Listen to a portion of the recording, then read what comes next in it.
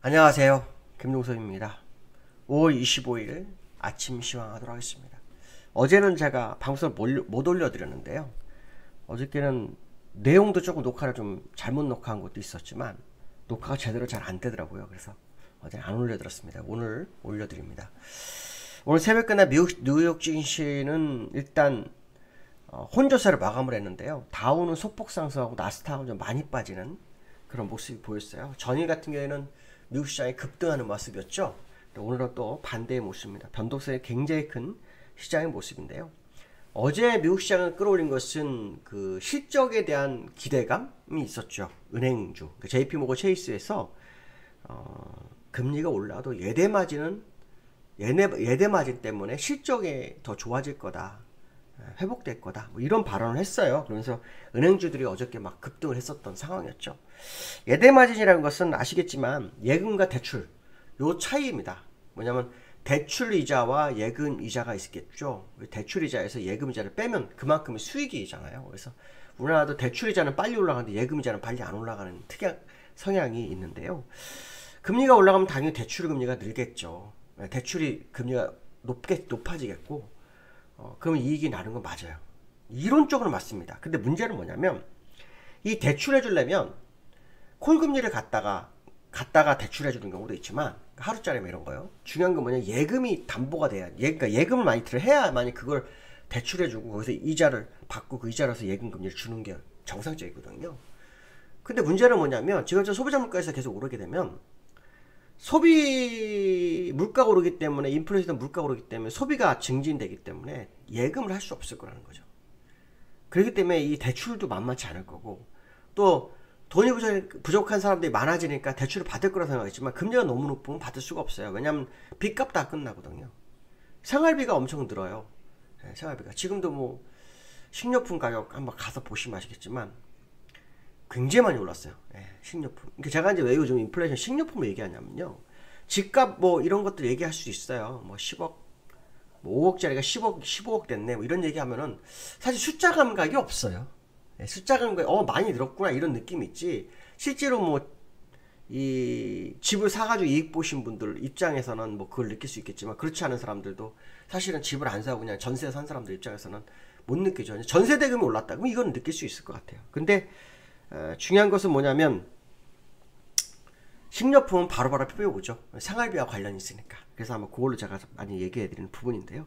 어쨌든 예금이 줄어들 텐데 대출이 늘 수 있겠냐는 거고 또 예금을 못할 정도의 그 인플레이션이 온다면 좀 어렵지 않을까 그 생각을 해봐야 되겠죠. 그래서 어저께 그 JP모건 체이스의 어떤 그 실적 향상됐고 실적이 회복되에 대한 전망은 솔직히 100% 믿을 수 없는 상황이 아니었을까 뭐 이런 생각이 들고 있고요.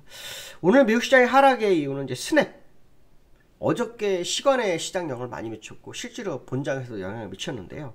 스냅의 CEO 에반 스피겔 이 사람이 밤늦게 서한을 보냈다고 하더라고요.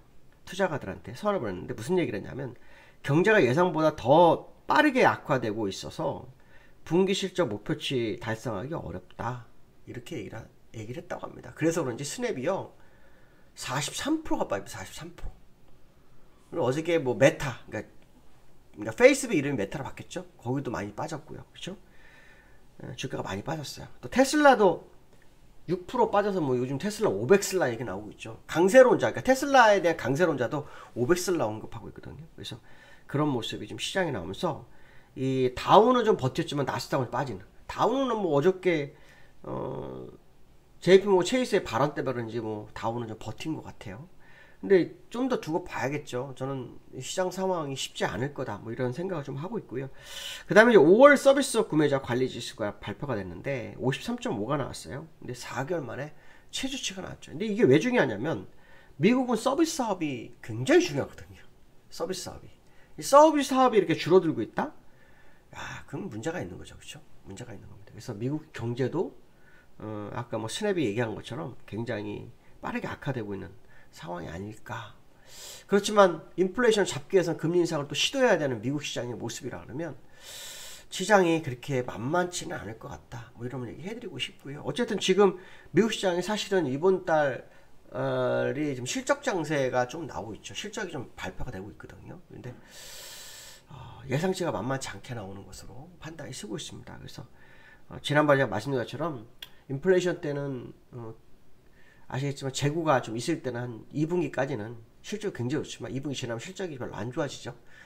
지금은 딱 그 단계에 있는 상황으로 해석하시는 게 맞을 것 같다. 어쨌든 미국이 상당한 변동성이 있죠. 그래서 미국에서는 지금 시장이 뭐 40%는 더 빠져야 할 거다 이런 얘기 하는 사람도 있고, 뭐 단기 랠리를 뭐 할 수도 있다, 뭐 10%대 단기 랠리를 할 수도 있다 이런 의견도 있더라고요. 그래서 제가 단기 랠리는 아마도 일시적 반등을 줘서 크게 빠질 때 나타난 현상일 수 있고요. 어쨌든 하락이 아닐까라는 생각이 한번 드는 그러니까 상황이다 이렇게 보시면 될 것 같습니다. 지금 보시면은 나스닥 2.35% 빠졌죠. 장중하다 3.8%까지 빠졌더라고요. 다우도 빠지다가 지금 올라와서 플러스 됐는데요. 지금 또 미니 선물 0.6. 우리나라 지금 미니 선물 영향이 굉장히 많이 받고 있거든요. 요번에 뭐 한미 정상회담의 영향인지 모르겠지만 미국과 우리나라 경제동맹, 안보동맹을 맺었잖아요. 그것 때문에 그런지 미국의 그 미니 선물량이 상당히 많이 받아요. 그래서 오늘 또 의외로 또 상승을 하나? 뭐 이런 생각도 해볼 수 있겠지만 저는 글쎄요 라는 얘기를 해드리고 싶고요. 다우지수 보시면 잘 버티고 있죠. 오늘도 장중한 때 1.6%까지 빠졌었네요. 1.6%까지 빠져서 어저께 저점까지 갔다가 다시 올라왔고 강보합으로 끝나는 그런 상황이었죠. 여기가 좀 저점이냐 아니냐 이런 얘기 좀 하는 과정인 것 같습니다. 근데 저는 글쎄요, 제가 볼 때는 아직 미국이 조정이 마무리되지 않았다고 봅니다. 왜냐하면 이유는 너무 간단해요. 금리 인상을 하고 있고 그것이 인플레이션 우려로 인해서 하는 거죠. 인플레이션이 막 생길 것 때문에 하는 게 아니라 인플레이션이 벌써 커지고 있기 때문에 인플레이션 잡기 위해서는 금리 인상이니까 결코 시장이 좋은 게 아니죠. 예대 마진 때문에 사실은 뭐 은행주가 올라가는 상황도 발생했지만 제가 볼 때는 별 의미를 부여할 상황은 아니지 않느냐. 좀 더 시간을 두고 기다려볼 필요성이 있겠다. 뭐 이런 말 해드리고 싶고요. 그 다음에 나스닥인데요. 나스닥도 지금 여기서 계속 횡보하고 있죠.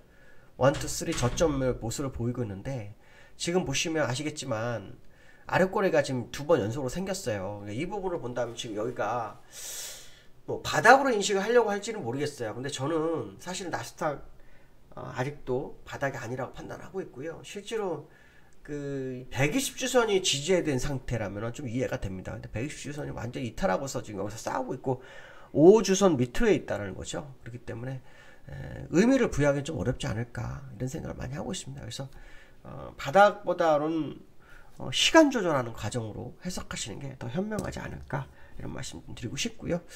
두 번째는 내일 드디어 하는 금통위가 있습니다. 내일 금통위, 그렇죠? 금통위 내일 금리 인상이 될지 안 될지. 채권 관계자들의 94%는 뭐 금리 인상한다 얘기하죠. 그래서 저도 이제 금리 인상한다고 보고 있어요. 문제는 폭이죠. 0.25냐 0.5냐. 왜냐하면 6월달에 미국이 금리 인상 또 한다고 결정 났잖아요. 저는 0.75를 해야 한다고 보는데 미국에서 뭐 0.5로 지금 얘기가 나오고 있는데 가능할까요? 왜냐하면 지금 유가가 110불대 유지하고 있거든요. 110불대면 3월달에 8.5 갔던 그 인플레이션 때 유가 가격이에요. 그 얘기는 뭐냐면 이번에 5월 소비자 물가 CPI가 만만치 않을 거다. 이 생각 해봐야 되겠죠. 미국 연준이 금리 인상을 서두르지 않는 것이 결국 자기들한테 치명타가 다가온다는 걸 잊지 말아야 되는데 그거 생각 안 하는지 한번 뭐 지켜봐야 될 것 같습니다. 그래서 내일 우리나라 금통위의 흐름이 상당히 중요해요. 만약 금리 인상 안 하면 또 시장이 환호하려나요? 근데 금리 인상 안 하게 되면 미국과 우리나라 금리 차가 없어져 버리기 때문에 금리 인상은 아마 할 것으로 봐야 되겠죠. 그래서 그 폭에 아마 관심을 가져야 될 것 같고 특히 우리나라도 이제 그 해외에서 근무하던 사람이죠. 이창용 그 하는 총재가. 그렇기 때문에 아마 립서비스 좀 영향이 있지 않을까 그 생각이 좀 듭니다. 립서비스 좀 하지 않을까. 미국의 어떤 영향을 많이 받았기 때문에 그 가능성이 좀 있어 보이지 않느냐 생각 한번 합니다. 그래서 한번 그거 좀 지켜보실 필요성이 있을 것 같고요. 세 번째 코스피가 기관의 매수가 좀 주춤하고 있어요. 그렇죠. 어저께 팔았죠. 며칠 동안 한 이틀 연속으로 매수하다가 어제 매도하는 그런 상황이 나왔는데 기관이 어저께 삼성전자를 매수하다 팔았어요. 삼성전자가 이번 상승 시장에 상당히 주도적 역할을 한 건 아실 거예요. 근데 이제 삼성전자 하락에 대해서 얘기가 좀 많은데 이게 이제 뭐냐면 오더컷. 그러니까 오더컷의 우려가 있다고 합니다. 경기가 약간 악화되면서 그 뭐냐면 주문 축소라죠. 오더컷이. 주문 축소 가능성이 커지고 있다고 하죠. 그래서 어제 전자 종목들이 좀 밀리는 그런 과정이 있었죠. 이번에 바이든 대통령이 오면서 투자를 늘리는 발표를 했죠. 뭐 430조? 5년간 430조를 투자하겠다고 하겠죠. 근데 이제 그게 이제 중요한 거 아니죠. 투자 결과가 중요하죠. 네, 투자 결과가, 투자 진행되는 과정이 중요할 거다. 그래서 어쨌든 뭐 투자를 하는 것까지 좋은데 지금은 이제 굉장히 어렵죠. 어저께 뉴스 보니까 기술력에 있어서 앞서가던 것이 멈췄다 그러더죠. 예, 앞서가는 게 멈췄다. 삼성전자의 메리트는 바로 거기에 있었는데 좀 아쉬운 부분이 있는데요. 지금이라도 기술 격차를 늘리는 능력이 좀 다시 생겼으면 좋겠다. 뭐 이 말씀 좀 드리고 싶고요. 어쨌든 오늘도 삼성전자 흐름이 되게 중요하죠. 기술적으로 약간 흔들린 것으로 보이거든요. 그래서 오늘 지난번 저점까지 사실 여기서 외국인들이 매수를 했지만 이건 진짜 외국인이 아닐 거라고 예상을 했었는데 그게 맞은 것 같고요. 다시 수급으로 보시면은 어저께 다 팔았어요. 네, 삼성전자 보시면 수급 보시면 280원 다 팔았죠. 여기 들어왔던 거 싹 다 나갔고 여기 외국인 또 기관도 나가고 있죠. 이제 기관이 매수 한 물량이 거의 다 나가고 있어서 이제 남은 건 한 360만 정도 매수한 게 남았습니다. 이것도 나올지 안 나올지 봐야 되겠죠. 차트상으로는 딱 절반이죠. 여기서 저점 오를 때 딱 절반. 그러니까 지금 또 팔아 내려면 손해는 없겠죠. 그 흐름이 오늘 나오는지 한번 또 지켜보는 하루가 돼야 되겠다. 이렇게 말씀드릴 수 있을 것 같습니다. 오늘 여기까지 하겠습니다. 감사합니다.